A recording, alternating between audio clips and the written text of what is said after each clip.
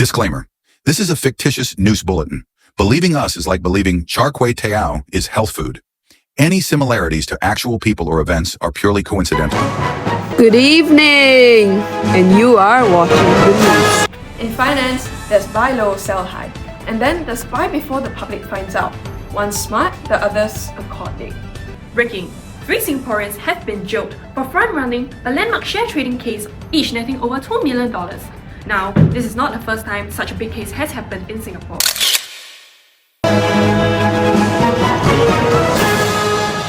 In 2022, 2 Singaporeans were involved in a penny stock crash that wiped out $8 billion in terms of market capitalization from SGX. They were convicted by the High Court for market manipulation as well as cheating.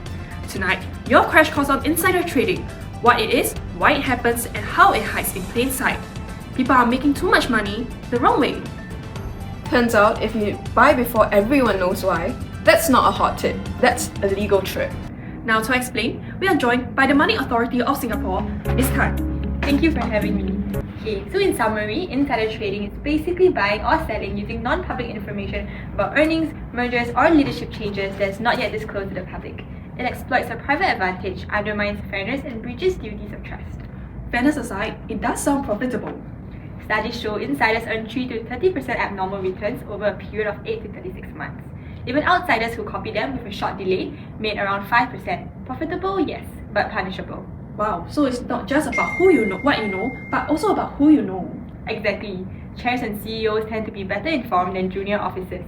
Outsiders who mimic these high information insiders may earn brief gains until market efficiency or regulators catch up. Does firm size matter here? Of course. Insider trading tends to be profitable in smaller firms where insiders have a tighter control and less public scrutiny. However, this also creates greater information asymmetry, meaning ordinary investors are at a bigger disadvantage. Oh, and sometimes it's not even about their own stock, right? Yeah, that's called shadow insider trading, using privileged information about another firm. For example, a consultant trading a client's shares after learning about an upcoming deal. So, insider trading by association. That's exactly it. There are 2 common patterns: isolated trades, quick and discreet, as well as sequenced trade, spread out over months to avoid detection. But what's the motivation behind all of this? Sometimes it's strategy, other times just greed. One interesting thing we found is that CEOs under pressure from failing stocks may step in to buy their company shares. Wow, such a power move? More like a signal. These insider purchasers say, "We're solid, don't panic." It's a subtle way of defending the company's reputation and calm investors, especially when bad news hasn't been fully priced in yet. So it's not just greed, but it can also be damage control. Exactly. Most insiders aren't chasing quick profits here. They're using share purchases as a quiet, credible signal, a way to reassure the market without revealing sensitive information. So insider trading, when knowing too much, becomes the most expensive mistake that you can make. And in finance, knowing too much can be as dangerous as knowing too little. Under Singapore's Security and Futures Act, insider trades can mean fines up to $250,000, civil penalties triple the profits, and even up to 7 years in prison. MES and police treat such cases seriously because fair markets depend on trust. That's all from us tonight. Stay informed, stay decent, and remember that insider trading might buy you a condo, but not the time to live in it. Thank you, Mr. Thank you, Ms. Tan. Over to you, Hazel, who is live on the streets at Raffles City. Reporting live from the news. Good afternoon, everyone. We're live at Raffles Place, where stock price rise, coffee price soar, and sometimes moral standards take a knee. Today, we're asking, if inside trading is illegal, how do people get away with it? Hello, you look like somebody who knows how to operate a Bloomberg terminal. Do you know how insiders get under the radar? Well, they get creative. You know how trades are usually filed under the code F for sale? That code is like waving a red flag to regulators. So, some insiders use a different label, JAME, which stands for Other Accusation and Deposition. Others, as in other people's business? Pretty much. It sounds harmless, like it could mean a share transfer or a technical adjustment. But it can hide the fact that it's actually a sale. So on paper, it looks innocent. But in reality, it could be profit-making before the bad news hits. So the dilemma is, do you report your trade honestly as an S and risk scrutiny, or report your trade as a J and risk and hope nobody asks questions? Exactly. One looks transparent but risky, the other looks harmless but questionable. It's that thin line between clever reporting and outright concealment. Sounds like J stands for just don't get caught. Haha, wouldn't surprise me. Ama, they say insider trading makes the rich even richer. What do you think about that? Ayo, of course lah. Those big bosses know first. We know last. They can buy or sell stocks first, then make big money. Normal people like us, we only find out after the price change already. Too late how to win. Yeah, one paper estimates there's around 100 billion US dollars in overvalued stock unloaded by insiders yearly. Regular folks end up with nothing. You see, if no trust, how to invest? CPF safer lah. Yes, and this unfairness doesn't just cause inequality, it also makes people lose confidence in the market. Yeah lor. Last time me and my friends used to play a bit in stock lah, just for fun. But after hearing all these stories, everyone's scared already. My son also say, Ma, no point lah. All these markets all rigged one. He'd rather keep his money in CPF. That's exactly the problem. When people believe the system is unfair, they stop trading. Even though the market may be efficient on paper, it loses something much more important: public trust. Yeah, if no trust, how to invest? Last time in Kampong, we only do business with people we trust. If someone cheat once, no one want to deal with them again. Same for stock market, right? Yes, Ama. Insider trading doesn't just make the rich richer, it destroys trust, discourages ordinary people like you and I from investing, and weakens our nations and the market from inside out. Now, we will invite Ms. Vanya, who is the Chief Compliance Officer for DBS, to talk about the implications of insider trading for organizations, as well as how to prevent insider trading. Thank you. Insider trading undermines corporate governance by eroding trust and accountability. When executives or directors use confidential information for personal gain, it damages investor confidence and weakens organizational integrity.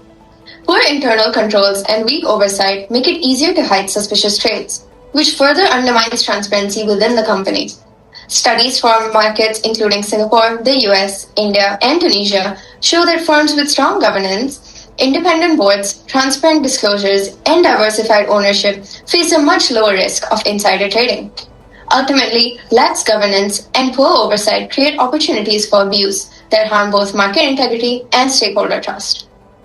So, how can companies actually prevent insider trading? It really starts with strong corporate governance. Having a clear structure that guides and controls the company while balancing the interests of shareholders, management, and employees.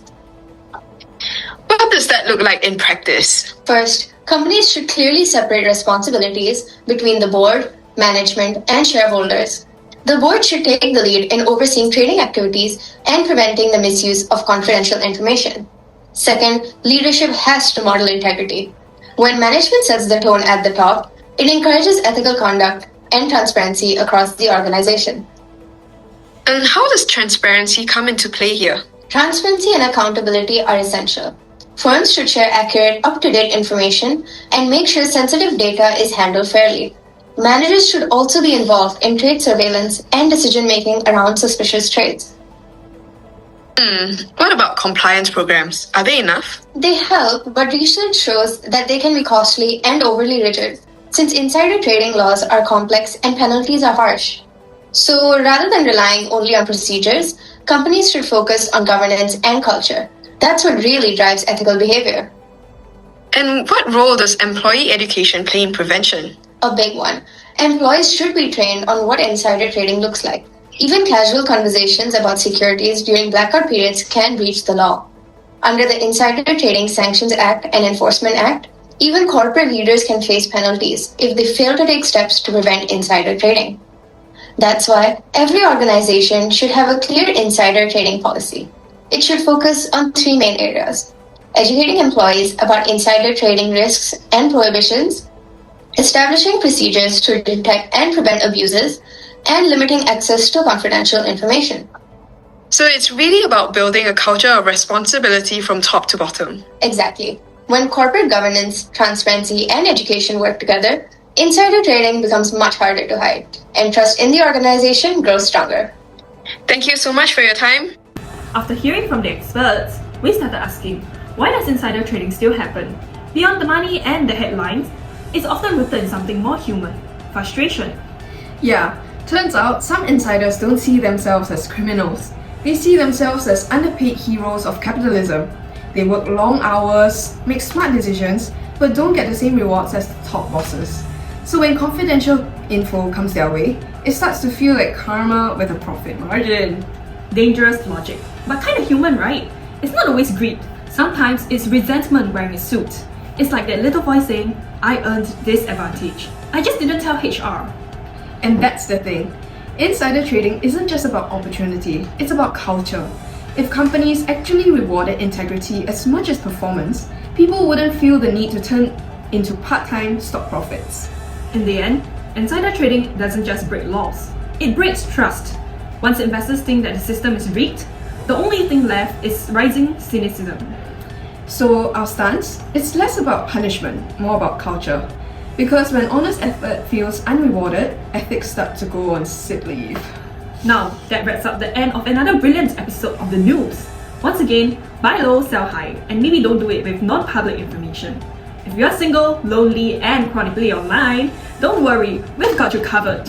Head to our website for a deeper dive into insider trading, where you will find out why it often happens right before big mergers and acquisitions, how it quietly drains market liquidity and scares off investors, and what it costs to organizations in shareholder value and reputation. Remember, in markets, information is power, but integrity is priceless. Good night! Insider trading isn't a smart move, it's a criminal one. Make the smart choice today. Don't let a stock cost you your freedom, like her.